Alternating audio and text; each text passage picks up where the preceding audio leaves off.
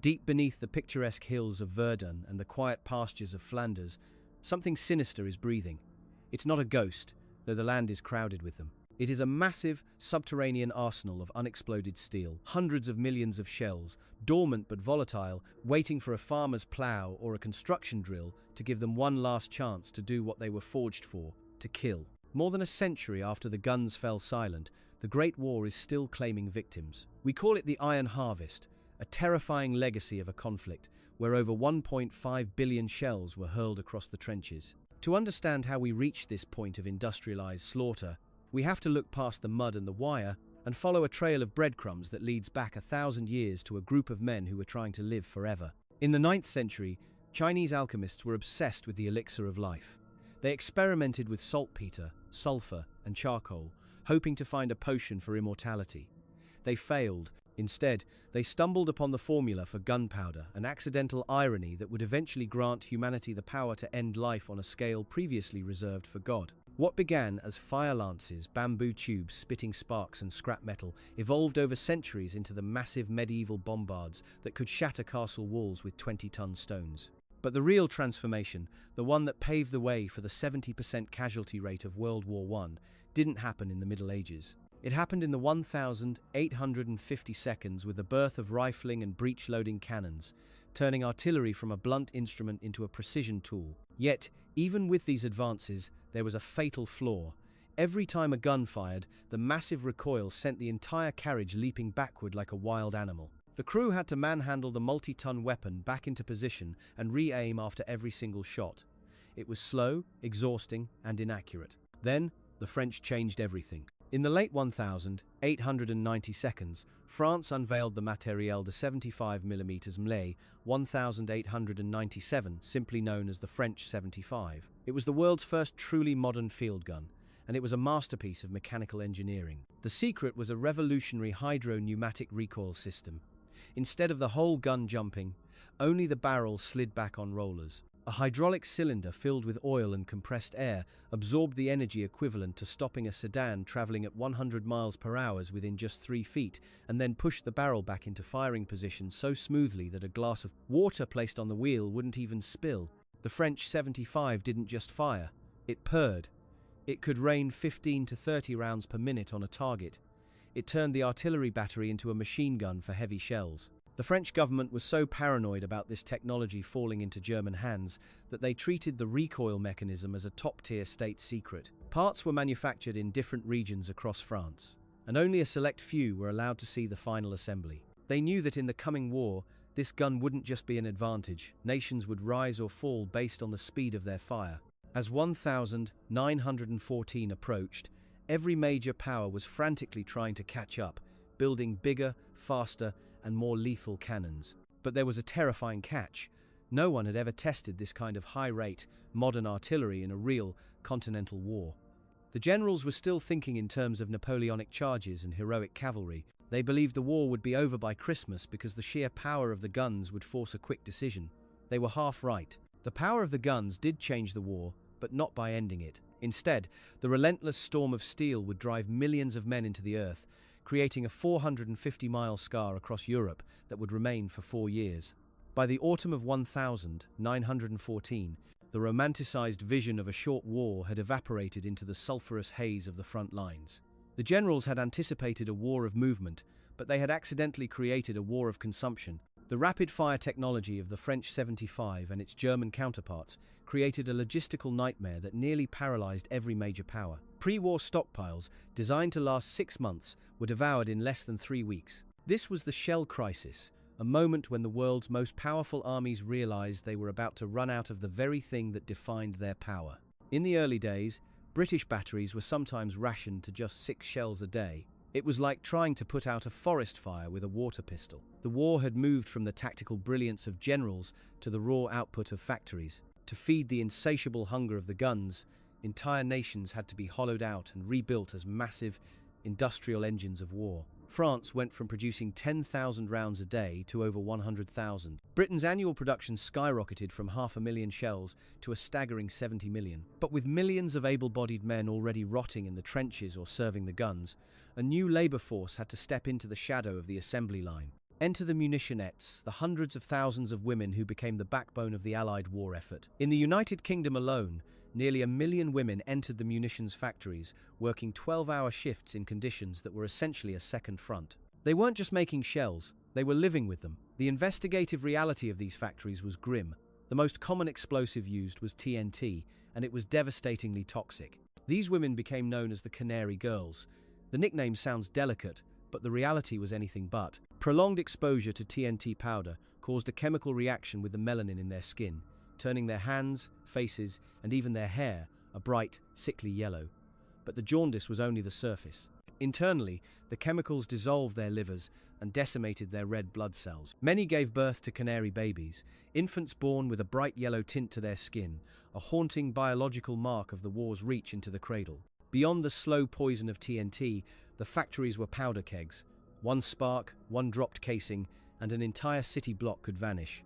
In 1917, the Silvertown explosion in East London, a factory refining TNT, detonated with the force of a small earthquake, killing 73 people and damaging 70,000 homes. This was the true cost of artillery that rarely makes the history books, a war where the home front was as toxic and volatile as the trenches themselves. As the economies of Europe transformed into specialized organs for shell production, the nature of the shells themselves began to evolve. We weren't just talking about simple iron balls anymore. The factories were churning out a specialized menu of destruction, high explosives designed to liquefy internal organs through blast pressure, shrapnel shells that acted like massive, airborne shotguns, and the most terrifying innovation of all, the chemical payloads. The industrial machine had perfected the art of delivery. Now, it was time to perfect the art of the kill. The coordination required to move these millions of shells from a yellow-stained hand in a London factory to a mud-stained breach in Verdun was the greatest logistical feat in human history up to that point. It required thousands of miles of new railways, millions of horses who died in such numbers that their carcasses literally paved the roads, and a level of mathematical precision that turned the battlefield into a giant, lethal laboratory. The guns were no longer just weapons. They were the primary residents of the landscape, and every human being on the continent was now a servant to their appetite. While the infantry struggled in the mud, a high-stakes game of hide-and-seek was being played out by men who never saw their targets. This was the era of counter-battery fire, the war within the war. If you could find the enemy's guns before they found yours, you won the day. But in a landscape of smoke and craters, finding a battery hidden miles behind the ridge required more than just binoculars. It required the birth of forensic combat science. The British turned to their brightest minds, including Nobel Prize-winning physicist William Lawrence Bragg, to develop sound ranging. Imagine a string of microphones buried in the earth across several miles of the front. When a German gun fired, the low-frequency boom traveled through the air, hitting each microphone at a slightly different microsecond. By calculating these tiny time differences and accounting for wind speed, temperature, and even the humidity of the morning, scientists in underground bunkers could triangulate the enemy's exact position within yards. It was a digital solution in an analog world, turning the battlefield into a giant, mathematical grid where every sound was a death sentence for the source. For those who preferred to use their eyes, there was flash spotting, a dangerous job involving observers in high towers or hidden pits who used synchronized stopwatches to time the light of a gun's muzzle flash. But the most precarious view belonged to the balloonatics. These observers sat in wicker baskets suspended beneath massive hydrogen-filled balloons, dangling 3,000 feet in the air. From there, they could see 11 miles behind enemy lines, whispering corrections into a telephone wire that ran down the tether. They were the most hated men on the battlefield, and they knew it. Pilots would dive through clouds of anti-aircraft fire just to ignite these floating tinderboxes. Unlike the plane pilots of the time, balloon observers were issued parachutes, leading to a terrifying 100-foot-per-second plunge to Earth as their workplace dissolved into a ball of fire above them. But finding the target was only half the equation. The other half was the payload. By 1916, the menu of artillery shells had become a sophisticated catalogue of horror. There was the shrapnel shell, a timed projectile that exploded in mid-air, releasing hundreds of lead balls forward like a giant shotgun blast from the sky. It was designed specifically to mow down men in the open, turning a grassy field into a meat grinder in seconds. Then there was the high-explosive, HE shell, a thick steel casing packed with TNT. These weren't just about the blast, they were about the earth. An HE shell could bury a dugout 30 feet deep or disinter a cemetery from a century ago, mixing the dead of the past with the dying of the present. As the war progressed, the chemistry of the shells became more sinister. The Germans introduced a color-coded system that simplified mass murder into a primary palette. Blue Cross shells contained mask breakers, fine dust that caused violent sneezing and vomiting, forcing a soldier to rip off his gas mask just as the lethal shells arrived. Green Cross meant lung destroyers like phosgene, a gas that smelled like hay but was 18 times more toxic than chlorine. Its cruelty lay in its delay. A soldier might inhale a lethal dose and feel fine for 24 hours, only for his lungs to suddenly fill with fluid, effectively drowning him on dry land. Finally, there was the Yellow Cross, mustard gas. This wasn't a gas at all, but an oily, volatile liquid that clung to everything it touched. It didn't need to be inhaled to kill. It could soak through a wool uniform or a leather boot, causing massive chemical burns and blisters that looked like third-degree fire wounds. It turned the very soil of the trenches into a toxic wasteland that could remain active for weeks. If an artillery shell was a punch, a gas shell was a slow, agonizing infection of the landscape itself. The investigative reality of these weapons reveals a terrifying truth.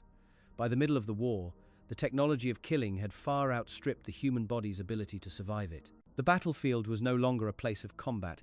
It was a laboratory of trauma where the variables were steel, gas, and the limits of the human nervous system. And as the barrages grew longer, shifting from hours to days, and finally to weeks, the men in the trenches began to realize that the greatest threat wasn't the metal outside, but the psychological collapse happening within. By 1916, the war had become a stalemate of such colossal proportions that the only solution the generals could conceive was more. If 100 guns couldn't break the line, they would use 1,000. If 1,000 failed, they would use 3,000. This led to the era of the preliminary bombardment, a tactical theory that you could simply erase the enemy from the map before a single infantryman stepped out of the trench. At the Battle of the Somme, the British fired 1.7 million shells in 7 days. It was an apocalyptic display of power intended to turn the German lines into a graveyard. But when the whistle blew and the British troops went over the top, they found the Germans waiting for them with machine guns. The investigative failure here was twofold. First, nearly 30% of those British shells were duds, faulty fuses, and rushed manufacturing meant they thudded into the mud without exploding. Second, the Germans had dug deep 40 or 50 feet down into the chalky soil, where the surface bombardment was nothing more than a dull, rhythmic thumping. The lesson was bitter and bloody, leading to the birth of the creeping barrage. This was the ultimate evolution of artillery geometry. Instead of a static bombardment, the artillery would create a moving curtain of fire, a wall of steel that shifted forward at a predetermined pace, usually 50 meters every minute. The infantry were trained to lean into the barrage, staying as close as 50 yards to their own exploding shells. It was a terrifying gamble. If you moved too slow, the enemy emerged from their holes and mowed you down. If you moved too fast, you walked into your own explosions. The French army considered a 10% friendly fire casualty rate an acceptable price for a successful advance. Think about that. The math of victory required you to sacrifice 1 in 10 of your own men to the short rounds of your own guns. While the British and French perfected the wall, the Germans were perfecting the hammer. At Verdun, the longest battle in human history, the German army concentrated 1,400 guns along an 8-mile front. On the 21st of February 1916, they unleashed a 9-hour Trommelfeuer drum fire. It was so intense that the individual explosions merged into a single, continuous roar that could be heard 100 miles away. The landscape didn't just change, it was pulverized. Forests were turned into matchsticks, and hills were literally lowered by several feet. But even this wasn't the peak of the artillery's destructive power. In the lowlands of Flanders, at the Third Battle of Ypres, better known as Passchendaele, the artillery actually turned the earth itself into a weapon. 4.5 million shells destroyed the intricate, centuries-old drainage systems of the Belgian fields. When the autumn rains arrived, the ground didn't just get muddy, it liquefied. The battlefield became a swamp of prehistoric proportions. Artillery pieces sank to their muzzles after a single shot, and men laden with 60 pounds of gear slipped off wooden duckboards and disappeared into shell craters filled with liquid slime. They didn't die from fire, they drowned in the crater-pocked earth, a direct consequence of a landscape that had been overshelled. As we moved into 1918, the art of the barrage became a precise science. The Germans, led by artillery mastermind Colonel Georg Bruckmüller, eliminated the registration fire, those warning shots that gave away an attack. Instead, they used pure mathematics. They calculated the wear and tear on every individual gun barrel and used meteorological data to predict how air temperature would affect a shell's flight. When the 1918 spring offensive began, 6,000 German guns opened fire simultaneously in total surprise. In just 5 hours, they fired 3.5 million shells, nearly 200 explosions every single second. When the United States finally entered the fray in force, General John J. Pershing's American Expeditionary Forces found themselves at the cutting edge of this evolution. Short on their own heavy guns, the Americans leaned heavily on the French 75 seconds, integrating them into a new combined arms doctrine. By the final months of the war, the artillery was no longer just a support arm, it was the lead conductor of a lethal orchestra. Tanks crushed the wire, aircraft strafed the trenches, and the artillery provided a moving, protective shell of fire that finally broke the deadlock. The war of movement returned, but only because the guns had finally learned how to pave a road of fire all the way to the Rhine. The physical investigation of a Great War battlefield reveals a terrifying forensic reality. Artillery didn't just kill, it erased. Unlike a bullet, which leaves a clean, traceable path, a shrapnel fragment is a jagged, white-hot piece of serrated steel traveling at supersonic speeds. It doesn't just pierce flesh, it shreds it, shatters bone into splinters, and cauterizes the very wound it creates. This industrialized carnage led to a surge in a new kind of medical necessity. In Britain and Germany alone, surgeons performed over 100,000 amputations. Even more haunting were the broken faces, men whose features had been literally wiped away by flying metal, leading to the birth of modern plastic surgery as doctors scrambled to rebuild human identities from masks of tin and flesh. But perhaps the most profound weapon of the artillery wasn't the metal at all, it was the air itself. Investigative medical reports from 1915 began to describe men who died without a single mark on their bodies. The sheer atmospheric pressure of a heavy shell detonating nearby could liquefy internal organs, collapse lungs, and cause brain hemorrhages instantly. For those who survived the blast, the damage was often invisible. This was the birth of shell shock. At the time, the military establishment was suspicious, often viewing these men as cowards or malingerers. But the data tells a different story. By 1917, psychological trauma accounted for 40% of British casualties at the Somme. This wasn't just fear, it was a neurological shattering. Imagine living for weeks under a drumfire barrage where the earth never stops shaking and the air is a constant scream of steel. The brain simply breaks. Men were found wandering in hysterical blindness, unable to see despite having perfect eyes, or paralyzed by the sheikh's uncontrollable tremors that no amount of military discipline could suppress. It was the first time humanity had to reckon with the fact that the mind, like the body, had a breaking point under the weight of industrial fire. Even when the armistice was signed in 1918, the artillery didn't truly leave the battlefield.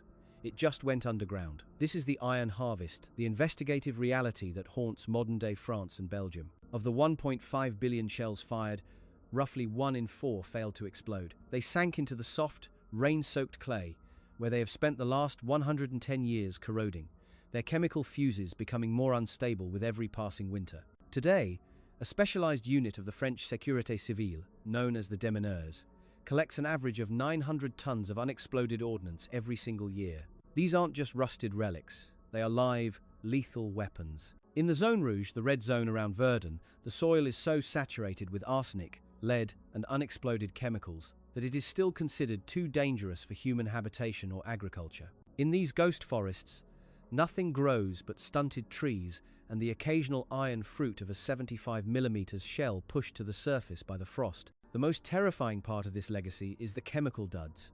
Mustard gas, trapped in a steel shell for a century, doesn't lose its potency. It remains an oily, amber liquid, waiting for a construction worker's shovel to crack the casing and release a lethal mist that can still burn skin and blind eyes in the 21st century. The war is not a memory in these places. It is a persistent, toxic tenant of the earth. When we look back at those Chinese alchemists and their search for immortality, the irony is complete.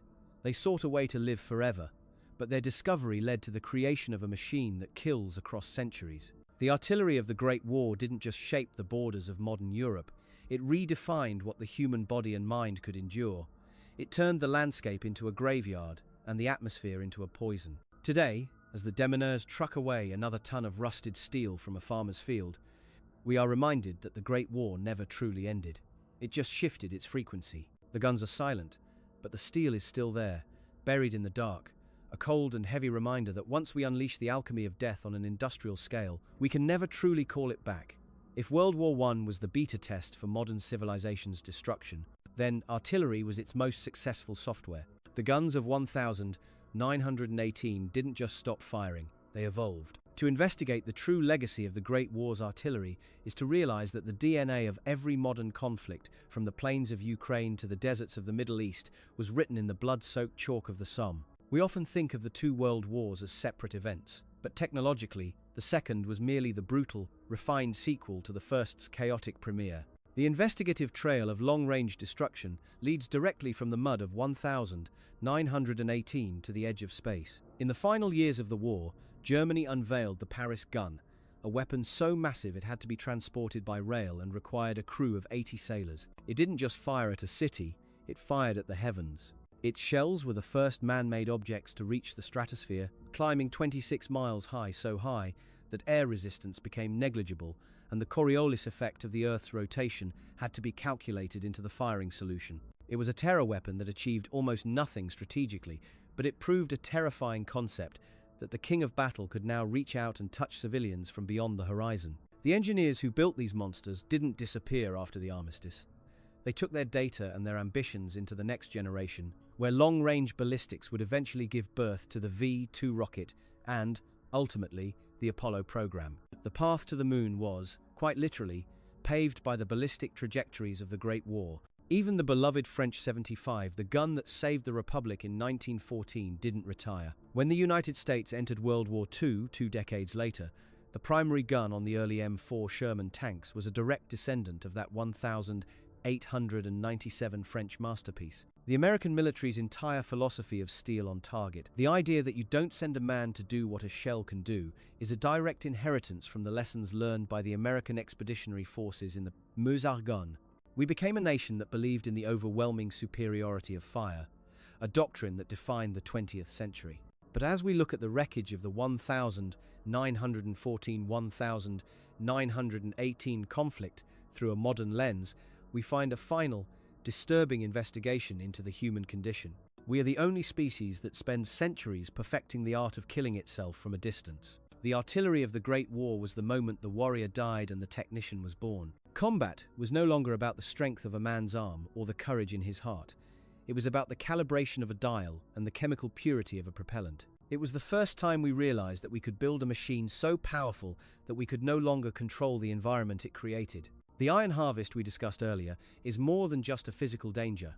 It's a metaphor for our collective memory. Every year, as the earth of France and Belgium pushes up another batch of rusted shells, it's as if the 20th century is refusing to let us forget the cost of our industrial arrogance. We see the same patterns today, the reliance on smart munitions, the terrifying reach of drone-corrected artillery, and the same hollowed-out landscapes. We are still living in the world the Big Berthas and the French 75 seconds built. In the end, we return to those 9th century alchemists. They were looking for the secret to immortality, a way to cheat the grave. What they found instead was a way to fill it faster than nature ever intended. They gave us the king of battle, a sovereign that demands a heavy tribute in blood and land. As we look at the quiet, beautiful memorials that now dot the Western Front, we have to acknowledge the investigative truth. The shells are still there, the scars are still there, and the king is still on his throne. The Great War didn't just end a century ago, it simply taught us that in the age of the machine, the only thing more durable than steel is the grief it leaves behind. If you walk through the forests of Verdun today, you'll notice the ground isn't flat. It ripples in a rhythmic, undulating pattern, what locals call the frozen waves of the earth. These are the millions of shell craters, now carpeted in moss and grass. But beneath this serene green veil, the investigation takes a darker turn. This isn't just a park. It is the world's largest, most volatile open-air museum. In this final chapter, we have to confront the reality that for the people living in the Zone Rouge, the war never actually ended. It just went into a slow, corrosive hibernation. The investigative forensics of the Zone Rouge are staggering. In some areas of northeastern France, the soil remains so saturated with arsenic from chemical shells that nothing has grown for a century. The water tables are contaminated with perchlorate, a legacy of the millions of dud shells leaking their toxic payloads into the French aquifer. Every spring, when the frost pushes the iron fruit to the surface, it isn't just a historical curiosity, it's a public health crisis. The démineurs, the elite bomb disposal teams, don't just collect rusted metal, they are managing a 110-year-old ecological disaster. They describe the shells as living things. The picric acid inside can become more sensitive over time, turning a rusted lump of iron into a hair-trigger explosive that can be set off by the vibration of a passing tractor. But there is a human element to this modern investigation as well. In 2014, nearly a century after the war began, 2 construction workers in Ypres were killed when their excavator struck a buried British shell. They became casualties of a war that had been over for generations. This is the ultimate slow-motion warfare. The artillery of 1914 didn't just kill the men of that era, it left behind a lethal inheritance for their great-grandchildren. It is a haunting reminder that in the age of industrial combat, the expiration date of a weapon is often much longer than the civilization that created it. We also have to look at the ghost batteries. Archaeologists today are using LiDAR laser-based mapping to strip away the forest canopy and reveal the hidden architecture of the artillery war. What they find are massive, complex concrete catacombs and rail networks that look less like military outposts and more like a subterranean civilization. These sites reveal that the Great War wasn't just fought on the land, it was fought with the land. The artillerymen weren't just soldiers, they were the first techno-warriors, living in a world of cables, telephones, and chemical formulas.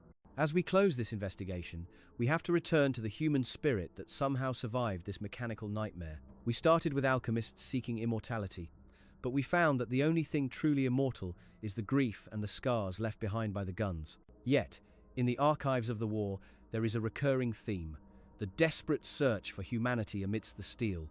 Whether it was the ballonatics who jumped from burning baskets, the Canary Girls who dyed their skin yellow to feed the guns, or the shell-shocked survivors who spent the rest of their lives jumping at the sound of a slamming door, they all shared one thing: they were the first generation to realize that the machine had become the master of the man. The king of battle, the artillery, changed our world in ways we are still trying to map.